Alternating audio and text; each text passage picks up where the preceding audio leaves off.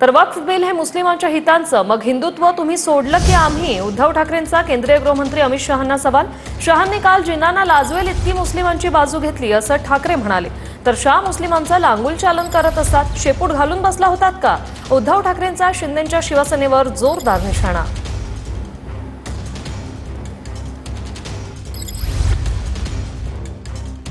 कालच्या वक्फ बोर्डाच्या चर्चेवरनं भाजपचं खरं रूप हे देशातल्या जनतेला कळलेलं आहे. त्याच्यामुळे आता हिंदू सुद्धा, त्या हिंदूंचे पण डोळे उघडलेत.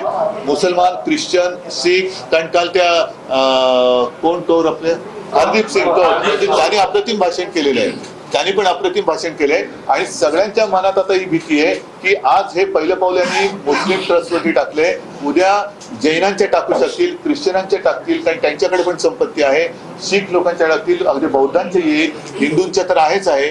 तर हे आताच सगळ्यांनी जागा होण्याची गरज आहे. सगळ्यांना धन्यवाद. आज तुम्ही वक्फ बोर्डावरती नियंत्रण आणताय, आणा, हरकत नाही, त्याच्यात पारदर्शकता आणायची असेल तर जरूर आणा, पण उद्या तुम्ही हे हिंदूंवरती आणाल.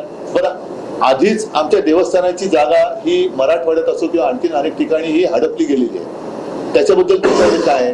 बरं, आता जर का तुम्ही आम्ही हिंदुत्व सोडलं म्हणताय आणि तुम्ही हिंदू आहात असं तुमचा जर का दावा असेल किंवा हिंदुत्वाचे तुम्ही राखणदार आहात, तर मुसलमानांची एवढी तुम्ही बाजू घेताय, तर हिंदूंमध्ये गरीब नाही आहेत का? त्या गरिबांसाठी तुम्ही काय करताय? काय तुमच्याकडे?